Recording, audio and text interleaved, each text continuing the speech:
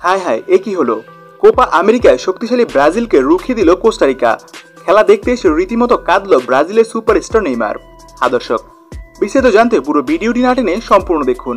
দর্শক, আজ কোপা আমেরিকার গ্রুপ ডি এর ম্যাচে মুখোমুখি হয়েছিল 5 বারের বিশ্ব চ্যাম্পিয়ন ব্রাজিল এবং কোস্টারিকা।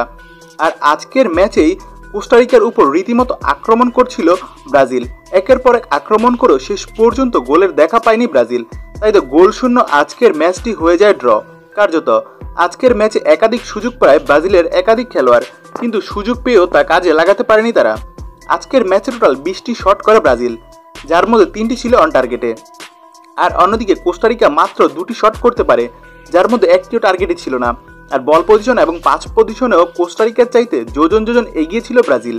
আজকের ম্যাচে টোটাল 73% বল ছিল ব্রাজিলের পায়ে, আর অন্যদিকে মাত্র 27% বল নিজেদের পায়ে রাখতে পেরেছে কোস্টারিকা। তবে ব্রাজিল দল আজকের ম্যাচটি জয়লাভ করতে পারেনি।